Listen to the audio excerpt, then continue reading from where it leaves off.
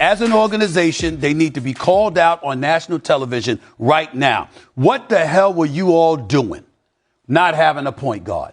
You lost Fred VanVleet before the season began, and numerous teams addressed needs as the season progressed. You had all year. I'm going to point to Kevin Durant, who I think a legitimate argument could be made. Top 10 player of all time, one of the greatest pure scorers we have ever seen in NBA history, scoring 3 points in the second half when LeBron James is on the other side of that damn court. What the hell is going on? I'll tell you what's going on, Stephen A. It's all Alperen Sengun's fault. Yeah, trust me, and I'm going to prove it to you. Welcome to film school.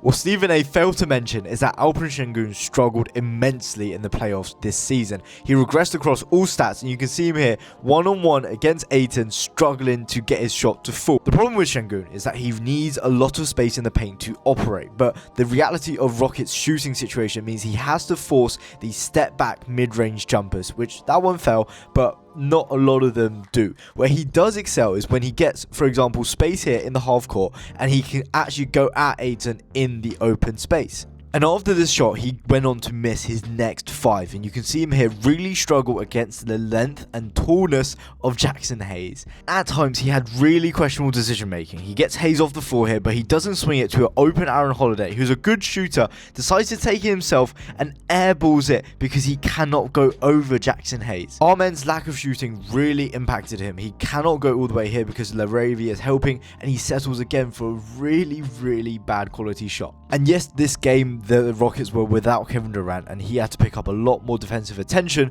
but it's clear that he cannot be a championship team's first option, at least not right now. So now that you understand Sengun's struggles, let's go to game 2 and understand how that impacted Kevin Durant and his offense.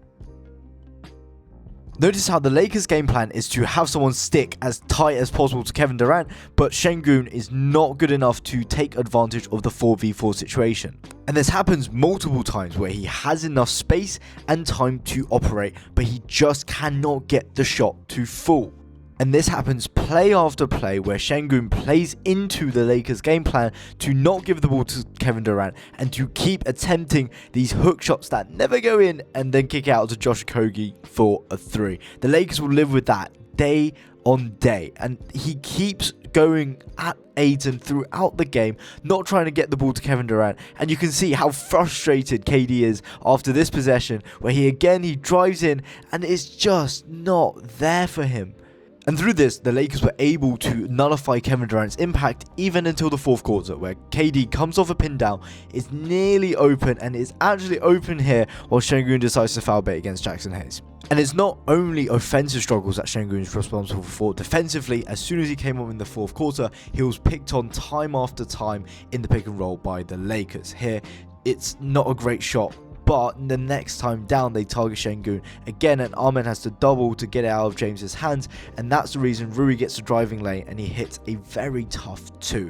And they keep running this over and over. Here Jabari has to double, and it means that Jackson Hayes can just pick up the weak side pass and Marcus Smart has an open 3. And Sengun's defensive struggles is not only when he's on the ball. I want you to watch him in the corner here guarding Jackson Hayes. As LeBron cuts and dives down the middle, Sengun should be the help defender. Jackson Hayes has no 3. And it's because of those clips that I firmly believe that the Rockets as an organization has to make a decision on trading whether KD, Sengun, or maybe Armen Thompson. Because you can tell that those two offensively, Sengun and Armen, just cannot coexist in the same coherent offense. I think the Rockets will be miles ahead offensively if they trade Sengun for maybe someone who can space the floor and a couple really good rotational guys that can make the Rockets a dynamic and fast offense. Defensively, the holes are apparent. He does that the whole regular season, and in the playoffs you can see he is not stepping it up, guarding Jackson Hayes in the corner while LeBron dives down the middle. So what do you think? Should they trade Sengun, or should they trade KD, or should they just stay put and be mediocre next season? Let me know in the comments. Bye bye.